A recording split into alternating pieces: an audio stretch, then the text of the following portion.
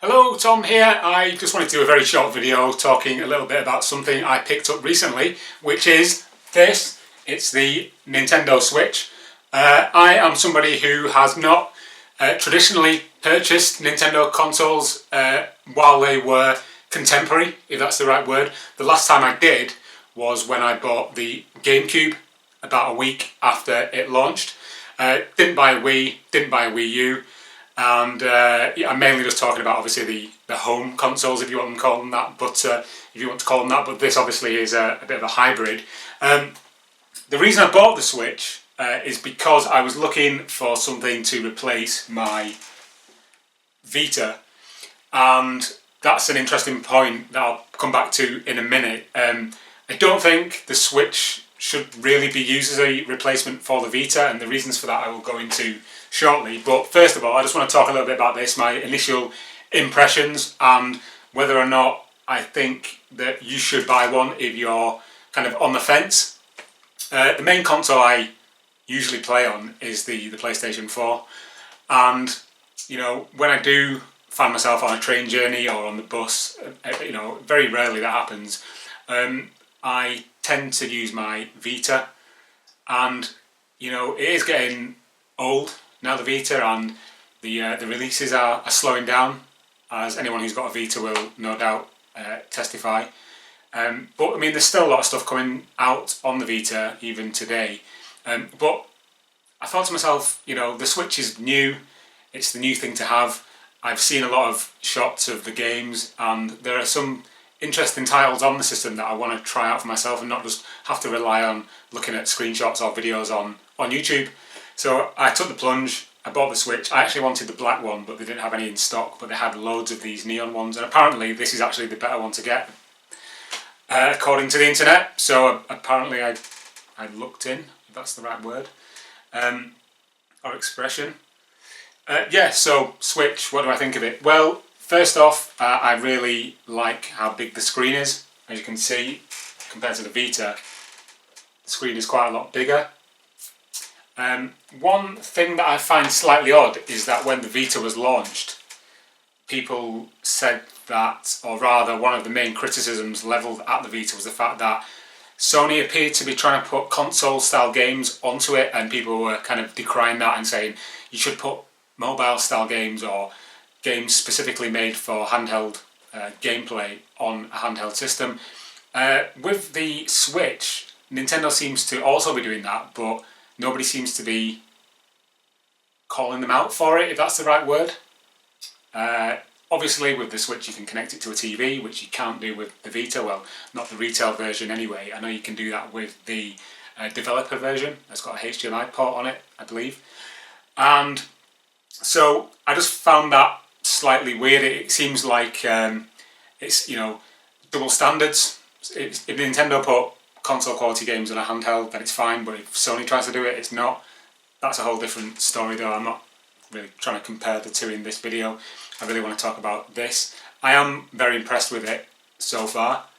I will talk about some of the things I'm impressed with and some of the things maybe not so much, but this is not like a Switch bashing video by any stretch of the imagination. I think this is a superb piece of hardware. And yeah, so what are the good points? For me, I find that being able to play it on the TV, I do predominantly play it on the TV, funnily enough, but when I want to continue playing a game, the way that you can just pick it up out of the dock and carry on playing it is brilliant. And also the fact that I have also purchased this, which is the Pro Controller, means that I can keep it in the dock with the two Joy-Cons attached to it, and then once I want to get up and take it to another room or put it in my bag or whatever, I don't have to mess about sliding the Joy-Cons back on because I've been using them. I can just literally pick it up out of the dock, put it in the carry case and put it in the bag, and then I can pick up from where I left off in whichever game it is I'm playing. At the moment, I've only got 5 games for it. I have Legend of Zelda, Mario Kart 8, Thumper, Sonic Mania, and Fast RMX or Fast Remix. I'm not entirely sure how you pronounce that. These are the 2 boxed games I have. As you can see here, Mario Kart and Zelda. The other 3 are downloadable. I was under the impression that I would have to buy a memory card for it, straight away, but because there's 32 gigs of memory built into the Switch, I found that to be quite ample for most of the games that are on the eStore or the eShop. I did buy a 64 gig mini SD card. That's another really good thing that Nintendo have done with the Switch, is they've not used their own proprietary formatted cards like the Vita does, which is one of the main problems a lot of people find with the Vita, having to buy these really expensive memory cards. I've got a 32 gig one in that, and that cost me about 60 quid second hand, whereas the 64 gig card I've got in the Switch cost me 20 quid, and I just put it in and it works fine. So that's something to applaud Nintendo for, using standard mini SD cards or micro SD cards. Yeah, my gameplay experiences so far have been overwhelmingly positive. I love the Breath of the Wild, Zelda Breath of the Wild. I think it's a fantastic game. Can't help but compare it slightly to The Witcher 3, because that's a game that has taken up the vast majority of my time over the last year. I played the main campaign, the 2 expansion packs, Blood and Wine and Hearts of Stone, and it kind of took over my life. So playing Zelda, it's a slightly different game, but there are a lot of similar elements. The open world, the sort of the swords, the hacking and slashing. A lot of the negativity that I saw levelled at Breath of the Wild hasn't really affected me. The swords that break, the shields that break, the whole stamina thing, it's not really affected my enjoyment of the game one iota, to be honest. The other game I've been playing a lot of is Mario Kart 8, predominantly online, and that is just a revelation. I never played Mario Kart 8 on the Wii U. In fact, I only touched a Wii U pad maybe once or twice in the entire time that it was a supported system. So again, these games are fresh and new to me. Mario Kart 8 on the Switch is just unbelievably good, especially, as I say, online. Again, even in 2-player mode, I've had this in tabletop mode, playing with the Joy-Cons with a friend. Just fantastic performance-wise. I did notice a couple of frame rate issues in Zelda Breath of the Wild, both in docked and in handheld mode, and only when you get into sort of built up areas like villages and things, but nothing major. The other games, Fast RMX is kind of like Wipeout, kind of diluted slightly. It's a lot of fun. It was quite cheap, so I'm not really bothered. Sonic Mania, I'd already bought that for the PlayStation 4, and I loved it that much I bought it again for the Switch. Again, no issues with that. I do have the problem where you press the home button and it takes a couple of seconds for it to register it. You want to go back to the home menu, and that can be a bit annoying, but it's not the end of the world. And Thumper, I'd heard great things about that game, and everybody raved about it to me, and I can't get to grips with it because I'm rubbish at it. I've played it for about half an hour, and yeah, I do need to go back to it and give it a proper crack of the whip, because I'm told that it gets very, very good, but so far I've not really played that much of it. But yeah, overall experience has been quite positive with the hardware, with the software, no issues, and yeah, well done Nintendo really for bringing out a really cool and snazzy console. A couple of negative points that I just wanted to briefly touch on. They're not like world crushing or end of the world type scenarios. First one is the eShop doesn't seem to have that much on it, and it doesn't seem to get updated very often. Now, even though the Vita is considered to be either dead or on its last legs, the PS Store is absolutely bursting with stuff. There's so much content on there, it's unreal. Anyone who's got a Vita will know what I'm talking about. And there is still a steady trickle of new games coming out, and even in the last week I've noticed new things come. It's now, at this point of recording this video, it's the 2nd of September 2017, so if you're watching this way off in the future, you just randomly stumbled across this video, then I'm sure there'll be new games out for the Switch by now. But at the moment it's a bit threadbare, if that makes sense. And even though Nintendo have recently announced a lot of these new Nindies, a lot of them don't have any set release date, and waiting for new software to come out on a new console that you've bought is a little bit annoying, because I find myself daily looking at the eShop to see if there's been any new updates, and there just hasn't been. And I've also found myself browsing sites like Nintendo Life, sites that I would prior to buying the Switch, I'd never even looked at. I was aware of it, but I kind of didn't really look at it because I had no reason to, because I didn't have a Nintendo console. And now I find myself constantly looking at that website, trying to see when the new stuff is coming. A lot of the new games that have been announced, or certainly the ones that have been released in the near past, they just simply do not appeal to me. Things like Rabbids and Mario, there is no way in hell that I would buy that game. It just simply does not appeal to me. I'm not saying it's a bad game, but not my kind of game.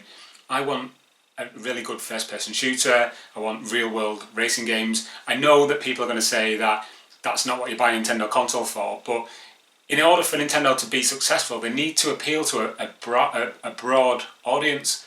And even though I'm at the moment loving things like Breath of the Wild and Mario Kart, there is going to be a point where those games are old, or I've played them to death, and I want something new. And when I see articles on the big game sites where certain publishers aren't even looking at supporting the Switch, it kind of makes me think, is this just going to be another rerun of like previous Nintendo home consoles that weren't like supported as well as like the competition was? For example, the main game I play on my PS4, even though I'm terrible at it, is PES, Pro Evolution Soccer. And to not have a PES game come to the Switch, because I'll be honest, if PES 2018 was coming out on the Switch and the PS4 and on the Xbox One, even though I'm sure there'd be a graphical downgrade on the Switch, I would most likely buy the Switch version because I can take it wherever I go. I don't have to come home and sit in front of the telly and play it. Obviously that would be an option with the dock, but I would buy it on the Switch. Likewise, any game that's coming on the PS4, third-party game, if it came to the Switch with slight graphical downgrades, in taking in consideration the power differences between the consoles, I would almost always buy the Switch version. So what does that tell you? As somebody who has been, I wouldn't call myself a hardcore PlayStation 4 fanboy, because that's not what I am by any stretch of the imagination, but coming from someone who's almost exclusively played PlayStation 4 games for the last generation, that's quite a big statement. So maybe, I don't know, in the future more third-party developers will come over to the Switch and bring ports of their existing games, which would be great. Another slight thing that I've noticed is that games that are on other platforms that are also on the Nintendo eShop, they have the fabled Nintendo tax. So, perfect example of that is a game called Forma 8 or Form 8 from Mixed Bag Games. It's kind of like a Metroid style game where you float around as this little kind of probe thing. And I've noticed that on the PlayStation Store it's about £6. And for that you get the PlayStation 4 version and the Vita version cross save. But on the Switch it's like £9, but you only get obviously the one version because it's only on the Switch. Obviously that's no fault of the Switch, but I just think it's a bit cheeky that a game that is, for all intents and purposes, exactly the same game would be slightly more expensive on the Switch. Why? Why is it not the same? I know it's nothing to do with the publisher, it's obviously down to Nintendo. But that just struck me as a little bit odd. Also, a lot of the games on the eShop are Neo Geo ports or Neo Geo emulated ports. And I do actually have a PSP that's got like a custom firmware on it that can play all those games. So I wouldn't buy, for example, Aero Fighters Assault. I mean, I've got most of those games on the Dreamcast using the Neo for All emulator as well, so they hold very little appeal to me. But yeah, those little few things aside, I do think it's a great system. I would recommend it wholeheartedly to anyone who is, not really sure whether they should get one yet. It's a fabulous little thing, and usually when I spend a lot of money on anything, I go through a period of having buyer's remorse. I'm terrible for it, but with the Switch, I've had none of that because I've played on it every day. It goes everywhere with me, and it's just a brilliant console. So yeah, those are my rather rambling thoughts on the Switch. It's great. I'd like to see more games going forward. I'm sure there will be, but right now there's not that much on it that, outside of the games I've got, that I really want to spend money on. I'm sure that'll change, as I say. I know I'm repeating myself now, so I'm going to end this video now, but hopefully this gives like a kind of, if you're thinking about getting one, like a layman's term, a layman's opinion of the Switch and what's good and maybe what's not so good at the moment. Anyway, I've spoken enough now and I'm going to turn this video off. So thanks for watching. Goodbye.